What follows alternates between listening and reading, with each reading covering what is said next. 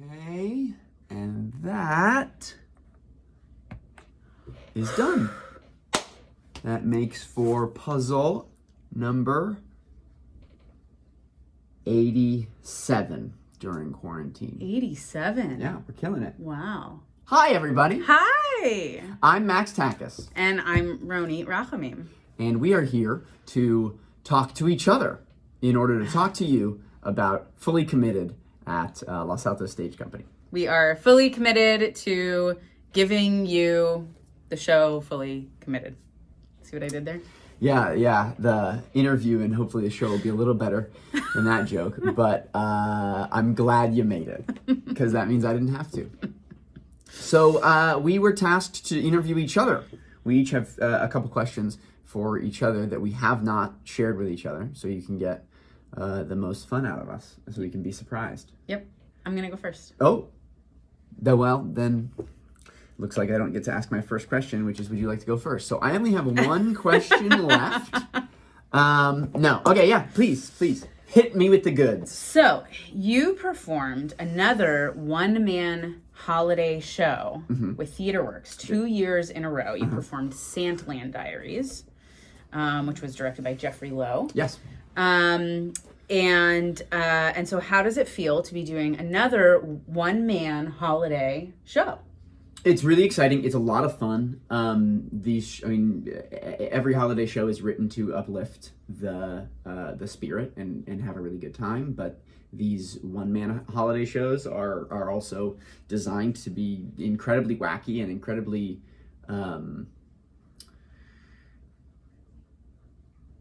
rigorous, I guess is the best word. Exhausting, something along those lines. Like also very, very fun, but very challenging. Although this is challenging in a much different way, because whereas Santland Diaries, I was one character who was telling stories about interacting with multiple people. Fully Committed is 40 different characters, and they are interacting with each other, but it's not like I'm regaling you with a story like, and then this person called, and then I do an impression of that person. The script is written just like a normal script. Characters are having dialogue with each other, so you just have to switch between characters and have conversations with yourself. So it feels great to return to the medium of solo shows, which is really, really challenging, and I really enjoy it. Because a solo show is rarely actually a solo show. Like a one-man show is actually one man on stage, perhaps one performer on stage, but there's director, there's the entire design team. So we're all building this thing together, and it's a really neat experience. It's very different from creating with a full team on stage and off. Yeah. If that answers the question. That does. No, cool. That was a great answer. Awesome. Should you go with your first? You were just prepped. You were like ready to ask your second question. No, you really want to? No, do you want to ask your question and then I'll ask my second question, you'll ask your second question? Like any good director, Roneet has asked me a question that she fully expects. Do you want to do this? No, I really don't care. I could go with my second question, but I want to give you an opportunity. I think a good back and forth makes for entertaining banter. So Great. My first question for you is, as a director, you've directed like 10-minute plays for the Bench Project. You assistant directed Gary Landis on Oslo. What was it like what were the differences for you as a director for a one performer show? What are the differences and challenges for that medium? Well, I think that's a really great question. So with directing for me, I think one of the big challenges for me is the larger picture, being able to see the grand picture and being able to see where the show is going from the very first moment it starts to the end, and you're sort of in charge of the big picture. As an actor, you pay attention to some of the big picture, but you really kind of focus in on your personal picture. And so that has always been the challenge for me, and it's a fun challenge, and I enjoy sort of forcing my brain to think differently about a production and about theater and about storytelling. with larger casts, there's so many moving parts. So I'm actually really enjoying the like one performer show aspect of it, because there are a lot of parts to this show. You are technically the only one that's moving. So I'm finding this satisfying. I wanted to say manageable, but it's satisfying because the ability to see the whole picture and to see what's happening to this one person throughout the whole journey is really satisfying. So I'm really enjoying that aspect of it. Awesome. Did I answer your question? Yeah, I Okay, did. great. I did love manageable. I was like, that's the bottom bar. Yeah, this was manageable, but I'm glad it was satisfactory. Yes. Yeah. Okay, you ready for your second question? I am ready. Okay. What's it like to be directed by your wife? Whoa, we should have known this was coming. Well, it's not the first time, because you've directed me, I mean, in a full production, certainly, but you've directed me in the Bench Project, and co-directed with me when we performed and directed Macbeth at the Dragon. So we are a team that has worked together before on stage in a very similar capacity. But when it comes to this show, what has it been like? Really enlightening, really helpful. It is good in the sense that we already have an idea of how we communicate with each other. Like, you don't have to go, oh, I'm learning a new performer, and how will they interpret something, or what is the best way to give them feedback, you know? You already know that, I would imagine, I hope, for the most part.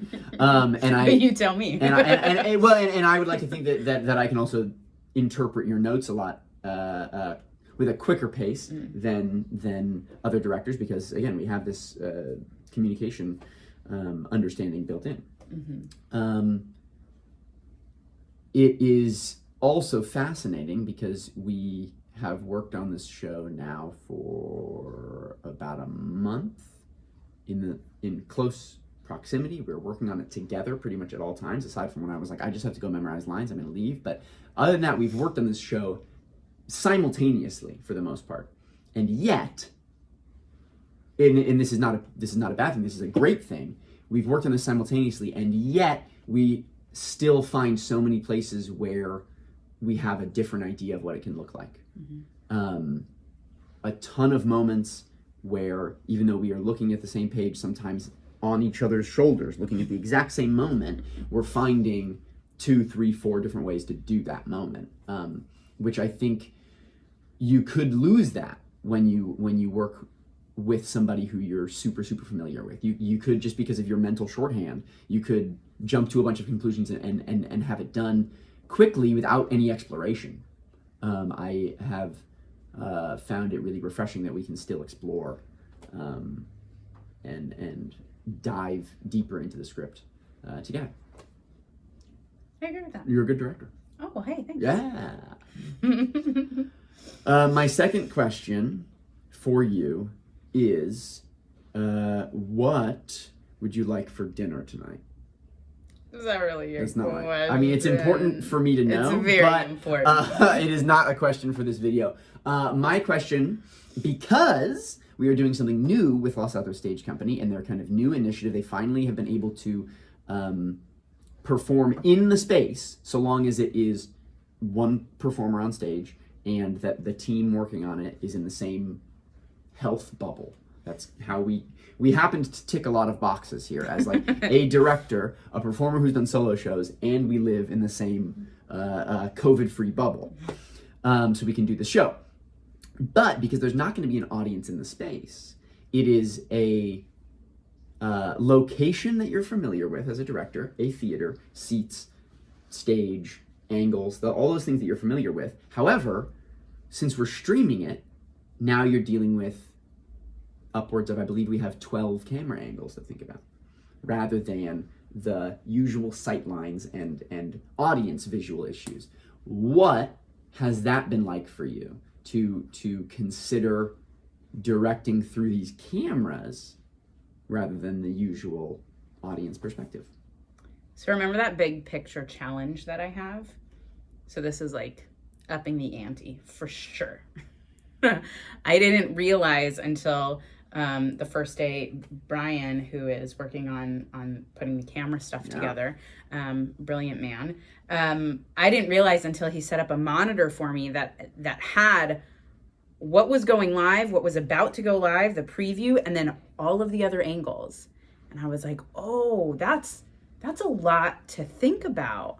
That's a lot to keep in your head. Okay, well, if we show that moment from this angle, how do we, and I mean, luckily he is really smart about this stuff, and he kind of already has a sense. I mean, he's watched Max do this twice now, and he's already, you know, picking up on the rhythm and getting in the pocket and figuring out which angles are going to work best at what moments. And so luckily I've got someone who is really strong behind the monitors, but yeah, it's really challenging because I can't think two-dimensional, basically. I can't think proscenium. I wouldn't say it's like theater in the round, because that's also a different way to think about it, but there's definitely more to think about. For example, there are things, I don't want to give anything away, but there are things on stage that are part of telling the story. And if those things don't get caught in the right angle, then we lose part of that storytelling. And so that is something that I am thinking about and trying to figure out, well, how do we make sure that we incorporate all of the pieces of the stage that an audience would normally be able to see at any time that they wanted to check in with that part of the storytelling. But when you've got sort of a curated view of what's going on stage, then you don't have that freedom to pick up on the surrounding space. You don't have the time or the luxury to just sit and kind of listen to the show, but stare off into the corner and recognize that, oh, there's that thing in the corner, and I wonder what that's about, and then have enjoy a reveal at the end, you know. And so yeah, so it's tricky is the answer. It's tricky. That's definitely true. And Brian is live switching those cameras. He is. Every night we do the show. He's in his own room, separated, but he has all the controls for the cameras. Yeah. So he's also able to, this camera will be better for this moment. Switch back. Yeah. It's going to be. So he's working live. Max is working live. Yeah. Gary is stage managing. He's working live. Yeah, totally. Yeah. So it's definitely. So these next few days leading up to performance is going to be about you and Brian really finding your rhythm and connecting and being able to kind of move together. Totally. Yeah. Yeah. Hey, good questions. That's 2 great questions. Yeah. I do have one extra. A bonus question. Bonus. Do you think people should tune in and watch the show? Oh man, yeah, I do. Tune in. Watch the show. Watch the show every single night of the 6 performances, because it'll be different. It'll be live every time. It's going to be live. It's not a recording. Yeah. And maybe record your laughter and then send it to us so that we can still get some laughs. Yeah, I would appreciate that. I'll listen to it on the drive home and sync it up to the script. Not just for an actor, but for a director, it is hard to recognize that we're just never going to hear that feedback. Yeah, we're like, I think that joke works. There's no way to test it. Yeah. And now during tech rehearsals, everyone's so focused on what we're working on that is around everything that Max and I created that nobody's paying attention to the bits and the laughter and, maybe Max needs a laugh here. I think I snickered the other night. Oh, but it wasn't great. Loud enough for you to hear. No, which is polite.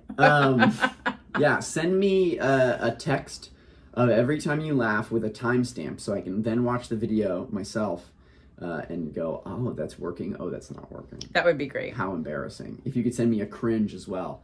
Oh, timestamp, 12 minutes cringe. Oh, okay. That joke. Interactive, collaborative theater. Here we are, everybody. Yeah. It's a new medium. I'll get it by performance 6. Thanks so much for tuning into our interview. Have a great one. We'll see you at We look the forward to your show. timestamp text messages. Yeah. Yeah.